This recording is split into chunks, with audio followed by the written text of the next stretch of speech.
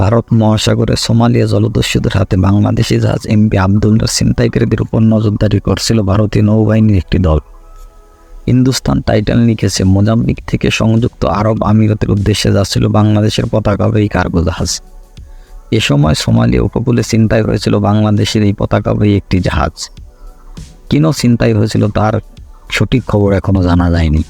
তবে বেসরকারিভাবে এই জলদস্যুদের সাথে যোগাযোগ করে মুক্তির বিনিময়ে যে টাকা পাওয়া হয় সেখান থেকে কিছু বেসরকারিভাবে নেওয়া হয় এবং জলদস্যুদের কিছু দেওয়া হয়। এভাবেই একটা মধ্যচক্র তাদের জলদস্যুদের একটি শক্তিশালী অবস্থান হয়ে দাঁড়িয়েছে। কেননা ইতিমধ্যেই এই কার্গোর যে জাহাজে যে জিনিস আছে সেগুলো যদি কম মূল্যে বিক্রি করা হয় তাতেও অনেক টাকা লাভবান হবে জলদস্যুরা, সেখান থেকেও মধ্যস্থকারীরা কিছু পাবে।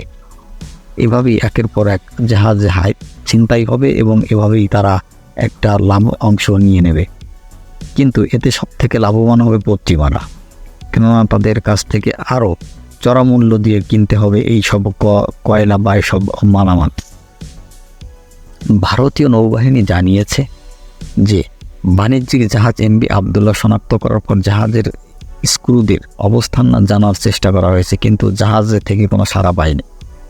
মোজাম্বিক থেকে সংযুক্ত আরব আমিরাতে যাওয়ার পথে বাংলাদেশ পতাকাবাহী এমভি আবদুল্লাহর উপর দস্যুরার হামলার জবাবে ইন্ডিয়ান নেভি মিশন যুদ্ধজাহাজ একটি এআরপি জবাব দেন। খবর পাওয়ার পরে তাৎক্ষণিকভাবেই তারা সেখানে যাওয়ার চেষ্টা করে, কিন্তু তারা যাওয়ার আগেই জলদস্যুরা সেই জাহাজটির নিয়ন্ত্রণ নিয়ে নেয়। তবে জাহাজ থেকে কোনো প্রতিক্রিয়া পাওয়া যায়নি। ভারতীয় নৌবাহিনী এভাবেই তারা তাদের যে খোঁজখবর বা তারা যতটুকু সম্ভব তারা এই জাহাজটির উদ্ধারের জন্য তৎপর রয়েছে।